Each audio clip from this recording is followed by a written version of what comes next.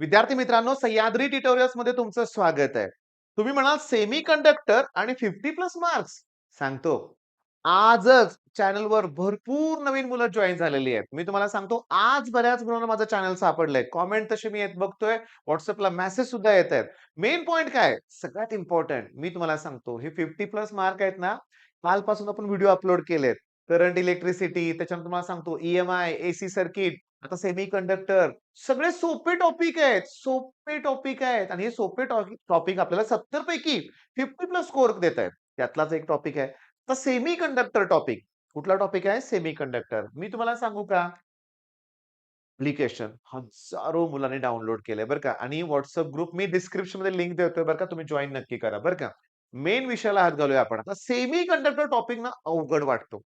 फार अवघड वाटतोय तुम्हाला. त्यातल्या थोड्याशाच गोष्टी तुम्हाला करायच्या आहेत. 4 ते 5च प्रश्न मी तुम्हाला देणार आहेत आणि त्यातला क्वेशन नंबर 1 जो आहे, तो तुम्हाला पेनी कॉस्ट करायचा लॉजिक गेट्स. होय, लॉजिक गेट्स करायचे तुम्हाला. बरं, हे लॉजिक गेट करत असताना मी अगोदर सांगितलेलं आहे, परत सांगणार आहे, की तुम्हाला सिम्बॉल करायचे आहेत. ओके. ट्रुथ टेबल करायचे आहेत. बुलियन एक्सप्रेशन करायचंय हे लक्षात घ्या. Logic gate. लॉजिक गेटची डेफिनेशन करायची आहे, की असं gate which has one or more input but only one output म्हणजे सांगतो तुम्हाला लॉजिक गेट. बरं, त्याचे युजेस तुम्हाला करायचे आहेत. काय करायचे आहेत त्याचे युजेस? डेफिनेशन नंतर करायचे काय सांगा? युजेस. ओके, खूप छान. खूपच छान लक्षात घ्या. बरं, आता लॉजिक गेट तुमच्या लक्षात आलंय. एवढं करायचं. याच्या पुढे काय करायचंय मी तुम्हाला सांगतो. याच्या पुढे तुम्हाला काय करायचंय? रेक्टिफायर. लगेच बरं का रे बाळांनो, रेक्टिफायरच करा. मग रेक्टिफायर मध्ये फुल वेव्ह रेक्टिफायर, रेक्टिफायर मध्ये हाफ वेव्ह रेक्टिफायर. हे दोन्ही प्रश्न 3-3 मार्काचे आहेत. टॉपिक मध्ये हे 2 पार्ट केले, की तुम्हाला करायचंय काय? तर तुम्हाला सगळ्या डायग्राम करायच्या आहेत. झेनर डायोड, त्याचं सिम्बॉल आहे बरं का लक्षात घ्या. नंतर सोलार सेल, त्याच्यानंतर मी तुम्हाला सांगतो आणखीन काय येतात? फोटो सेल पण आहे की नाही बघा. फोटो डायोड, फोटो डायोड आहे त्याच्यामध्ये. ट्रान्झिस्टर ॲज अन एम्प्लिफायर आहे. डायग्राम करायच्यात लक्षात घ्या. डायग्राम. आता ट्रान्झिस्टरचा विषय निघाला. हे एवढं झालं फिनिश. आता मी तुम्हाला सांगतो. ट्रान्झिस्टरमध्ये इमिटर असतो, बेस असतो आणि कलेक्टर असतो. ओके. 2च मिनिटात त्यातले न्यूमेरिकल घेऊन टाकतो तुमचे आता. इमिटर हा हेवीली डोप्ड असतो. कलेक्टर हा मॉडरेटली डोप्ड असतो आणि बेस हा लाईटली डोपिंग त्यात केलेलं असतं. मग हेवीली डोप्ड कोण आहे? इमिटर. याचा अर्थ इमिटर करंट सगळ्यात जास्त असतो आणि तो कलेक्टर करंट आणि बेस करंट ह्याची ऍडिशन असतो. पहिला फॉर्म्युला लक्षात आला का? पहिला फॉर्म्युला तुमच्या लक्षात आलेला आहे. ओके. कोण हेवीली डोप्ड आहे? इमिटर. मग तो करंट हेवी असणार आहे, तो त्या दोघांची ऍडिशन असणार आहे. आता प्रत्येकाला कलेक्टर करंटनं डिवाइड करा.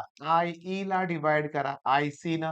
IC ला IC न डिवाइड करा आणि बेस करंटला IC न डिवाइड करा. Okay, okay. लक्षात घ्या. आता रेसिप्रोकल घ्या. म्हणजे 1 अपॉन मला मिळेल IC अपॉन IE. हे 1 तसंच राहणार आहे. इथं 1 अपॉन मिळेल मला IC अपॉन IB. तर लक्ष द्या. मी काय सांगतोय तिकडं लक्ष द्या. बेस करंट, बेस हा लाईटली डोप्ड असतो. त्यामुळे आयबीची व्हॅल्यू सगळ्यात कमी असते. मग जेव्हा तुम्ही मॉडरेटली म्हणजे बऱ्यापैकी ठीक-ठाक व्हॅल्यू आहे. त्याला खूप छोट्या व्हॅल्यूनं डिव्हाईड कराल. बघ खूप छोट्या व्हॅल्यूनं डिव्हाईड जेव्हा तुम्ही कराल ना, तेव्हा व्हॅल्यू तुम्हाला मोठी मिळेल आणि ती बीटाची व्हॅल्यू असते. इथे बघा कलेक्टर करंट हा इमिटपेक्षा लहानच आहे.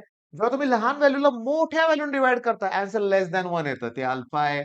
म्हणजे तुम्हाला आता कळालं का अल्फा आणि बीटा मधलं रिलेशन. त्याला क्रॉस मल्टिप्लिकेशन करा.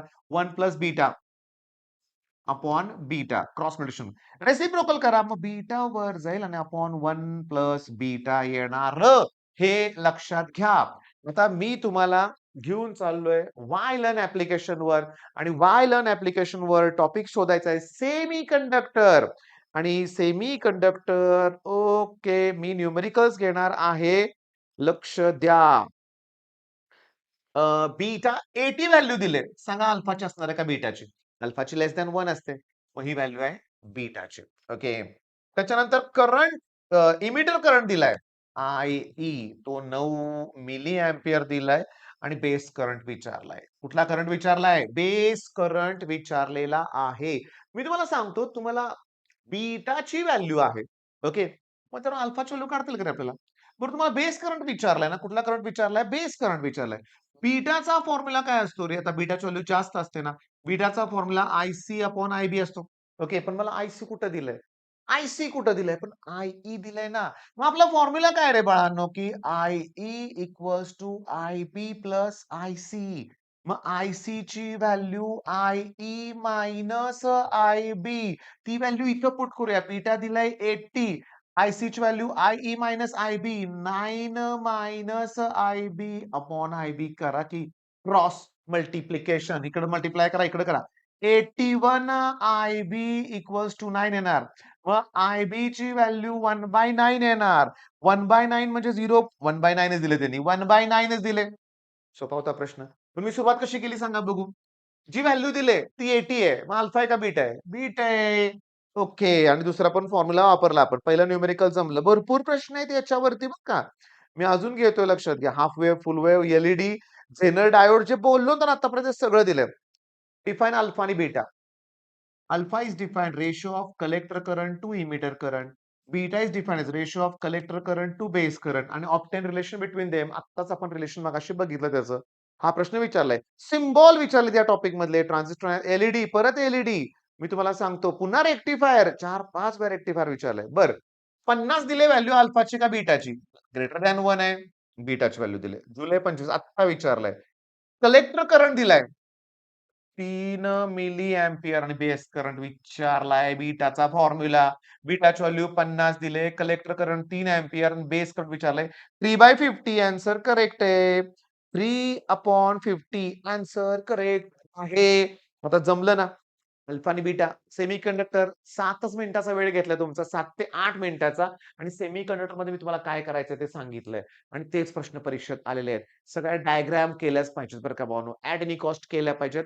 सिम्बॉल लॉजिक गेटचे केले पाहिजेत. रेक्टिफायर हे केलं पाहिजे आणि एवढं बास होतंय. एवढं बास होतंय. मोर दॅन सफिशियंट आहे. पण अल्फा आणि बीटा याचे चान्सेस जास्त आहेत. लॉजिक गेट याचे जास्त चान्सेस आहेत. सिम्बॉल वगैरे याचे चान्सेस जास्त आहेत. रेक्टिफायर बऱ्याच वेळा विचारलेला आहे. आणि हेच प्रश्न इम्पॉर्टंट आहे. रेक्टिफिकेशनचा एक फ्लो चार्ट दिलाय पहिल्याच पेजवर सेमीकंडक्टरमध्ये. तो एक करून टाका. तो सीईटीला ॲज इट इज विचारला होता लक्षात घ्या. बोर्डच्या एक्झाममध्ये का विचारू शकत नाहीत? विचारू शकतात. मग हे करा सगळं. All the best.